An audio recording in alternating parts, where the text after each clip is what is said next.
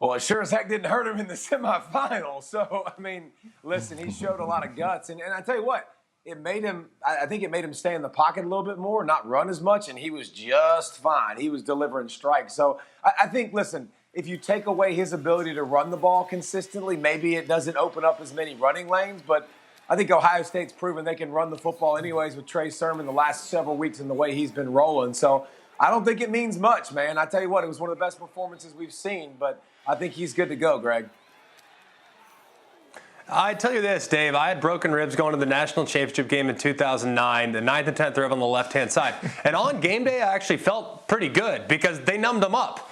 It's the practice week leading up to game day that was problematic, to where it would disrupt the rhythm of the passing game. If you can't get the same amount of reps and you're not getting the same level of quality within the reps, then that's where it could have an impact on the passing game next week. I fully expect him to have numb ribs next week and be perfectly fine. He won't even know those ribs existed, but he's not going to get those every single day throughout the course of this week to make sure he can have very productive practices. So something to monitor, too, if he is wearing extra padding next Monday as well.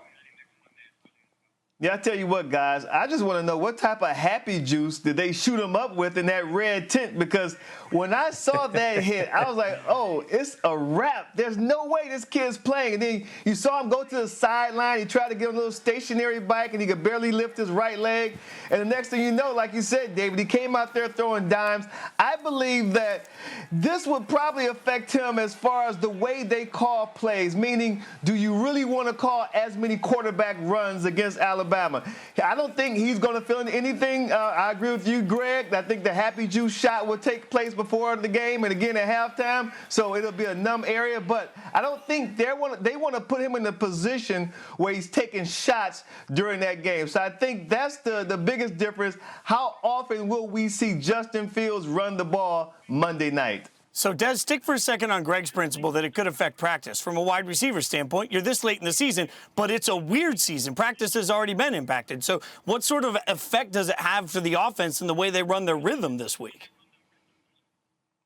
I tell you what, listen, guys, we heard all sorts of,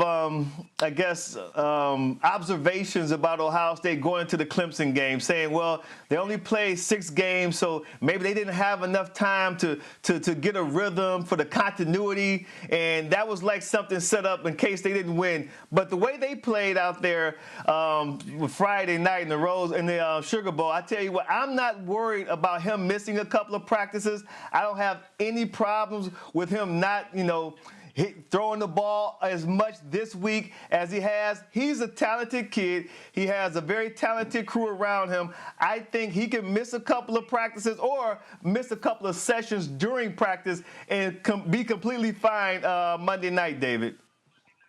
It's been a year of disruption. It's been a year of practicing not to practice. And I think, I don't think another week's going to change that for Ohio State. But I tell you what, just Ryan Day is a play caller. That's a good thing to have. I mean, just to have the ability to have a guy that can mix things up, to have Chris Olave on the outside, Wilson. I mean, they've got weapons. They've got playmakers. I expect Ohio State to come in with great balance on offense and be Ohio State that we saw from the semifinals, maybe just with a little more resistance on defense from Alabama, Greg, than we saw this past week.